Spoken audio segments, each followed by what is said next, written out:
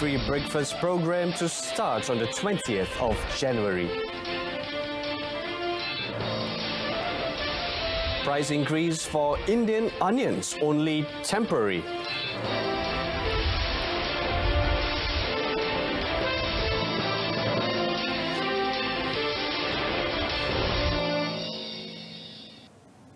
Good afternoon. Welcome to News on 2. I'm Brendan Lipol. Now, we start the news with a free breakfast program. Now, the first phase of free breakfast program, PSP, will be implemented on the 20th of January next year at 100 primary schools nationwide. Now, the Education Ministry said the cost of the project involving 37,000 pupils and 1,600 teachers on duty daily is estimated at 22 million ringgit. The ministry also said the implementation of the first phase of PSP will use the concept of grab and go, which is made up of a milk drink or nutritious drink and snacks such as bread, biscuits, cereal, kueh, sandwich, fruits or hard-boiled eggs. Elaborating further, it said the selection of schools for the first phase was made based on schools with the highest percentage of students from the B40 group, and it also took into consideration all types of school, namely National Primary Schools, SK, Chinese National Type Primary School, SJKC, and Tamil National Type Primary School, SJKT. The ministry said the selection of schools was based on the total number of schools carrying out supplementary food program RMT in each state, encompassing all locations, urban, rural and interior. The ministry is also planning to extend the program to all 7,776 primary schools to benefit about 2.7 million students throughout the country. According to the ministry, continuous monitoring will be conducted with the cooperation of the Health Ministry so that the food provided is of quality to achieve the desired impact. The Federal Agricultural Marketing Authority, or FAMA, expects disruption of supply of Indian red onions that resulted in price hike recently will be restored by February. Now, its chairman, Ishak Ismail, said the problems pertaining to the supply of onions, which had occurred over the last 3 months due to floods that hit India, prompted FAMA to take some immediate actions by importing onions from other countries such as China, Pakistan and Egypt. The price of Indian onions has increased drastically in several markets, including in Ipoh, Perak and Perlis. Ishak said the price increase was only a temporary phenomenon, and he suggested consumers to buy the items from farmer outlets, farmer-organized farmers markets, Bazar Peduli Rakyat BPR and My Best, as the items were priced 5 to 20% cheaper. He said FAMA would also take home immediate steps in the future to address the problem, among others by expanding the import of such supplies from other countries and not just concentrating on India. According to media reports, the price of a kilogram of Indian onions was previously at 4 ringgit, but they are now being sold at 12 ringgit per kilogram. Now, up to 5 licenses may be issued to qualified applicants to establish digital banks to conduct either conventional or Islamic banking business in Malaysia. Now, Bank Negara Malaysia has issued the Exposure Drive on Licensing Framework for Digital Banks that forms part of the series of measures adopted by the bank to enable innovative application of technology in the financial sector. In a statement, Bank Negara said the exposure draft outlines the proposed framework for the licensing of digital banks to offer banking products and services to address market gaps in the underserved and unserved segments.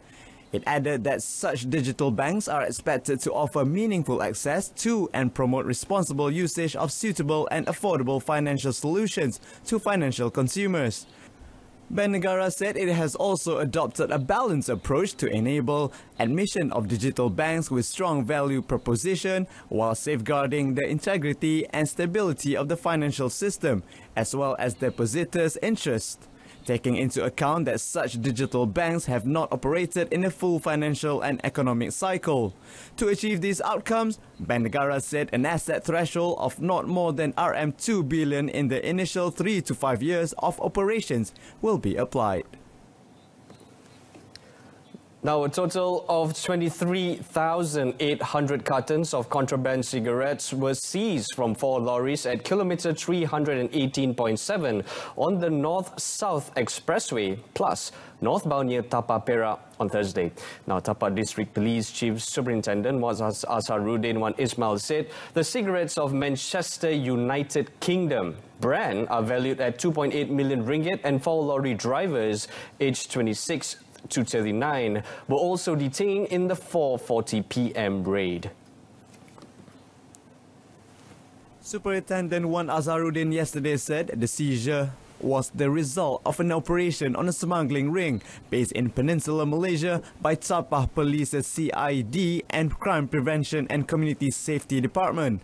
He said inspection found that all the cigarettes cartons had duty paid stamp that police believed were fake, and they were still investigating whether all of the 4 suspects nabbed on Thursday have any connection with the 3 men arrested for smuggling cigarettes seized in Tapah on Monday.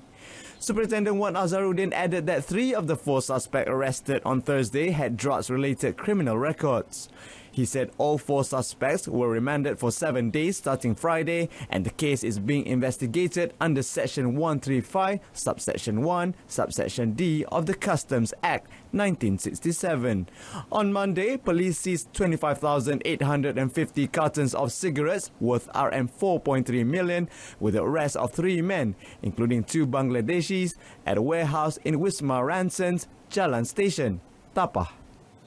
Now, the postponement of the 2020 ASEAN Para Games will not affect the national archery squad's chances of qualifying for the 2020 Tokyo Paralympics.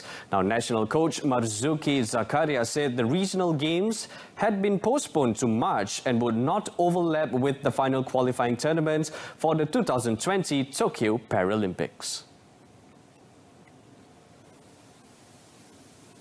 National para archers still have a chance to win a ticket to 2020 Tokyo Paralympics at the 2020 World Archery Para Championship from 13 to 21st June next year.